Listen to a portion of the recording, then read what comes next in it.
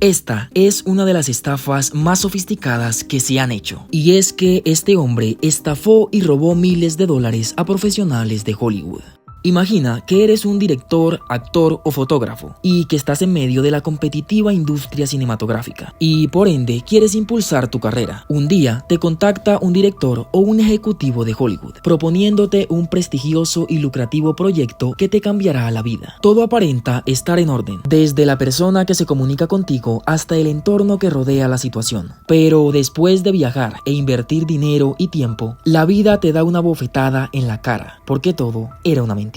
Pues esto fue lo que vivieron alrededor de 500 personas, la mayoría hombres jóvenes e ingenuos que buscaban una oportunidad de éxito en Hollywood. Las víctimas inicialmente eran contactadas supuestamente por mujeres que se movían en las altas esferas del cine, como por ejemplo Kathleen Kennedy, presidenta de Lucasfilm, la productora de Star Wars, Amy Pascal, que para ese momento era copresidenta de Sony, Sherry Lansing, exdirectora ejecutiva de Paramount, o Stacy Snyder, consejera de 20th Century Fox. Luego, la comunicación continuaba a través de correos, donde supuestamente a las víctimas se les explicaba en qué consistía el proyecto y los pasos a seguir. Tras esto, continuaban conversando vía Skype. La presunta ejecutiva que los contactaba siempre tenía su cámara apagada, entre comillas, por motivos de seguridad. En estas llamadas se convencía a la víctima de formar parte del proyecto y también de viajar a Indonesia, lugar donde pasarán algunas semanas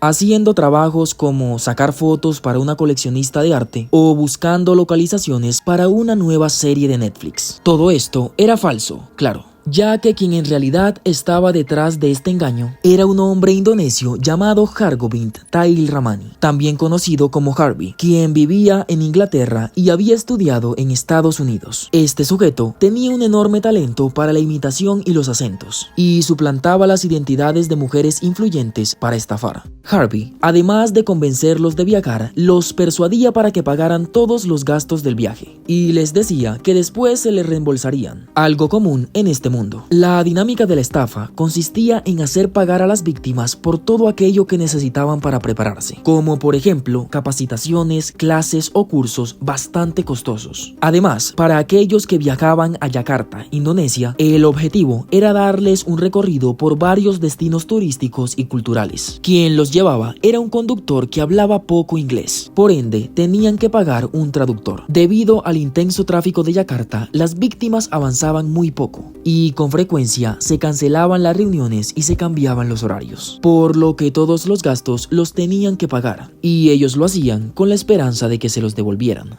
Después de días de dar vueltas, de pagar gastos y de reuniones canceladas, comenzaban a molestarse, y mientras algunos se iban del país decepcionados, otros eran directamente amenazados, e incluso les mostraba fotos de sus familiares y amenazaba con desmembrarlos. En ocasiones, las llamadas realizadas eran de carácter sexual. Una de sus víctimas cuenta que en una ocasión le pidió que se quitara la ropa para una supuesta clase de actuación. La gran mayoría de estas personas engañadas se percataban del engaño demasiado tarde, y es que esta estafa tenía un diseño sádico, ya que además de quedarse con su dinero, parecía que Harvey disfrutaba ver el sufrimiento de sus víctimas. Le gustaba diseñar una realidad inexistente y luego colocar a estas personas dentro y manipularlas para su propio placer. Y como si se tratara de la película El Show de Truman, le gustaba meterse en la mente y los sueños de la gente para retorcerlos y destruirlos. Hargobind pudo hacer esto por alrededor de 7 años y robó aproximadamente $2 millones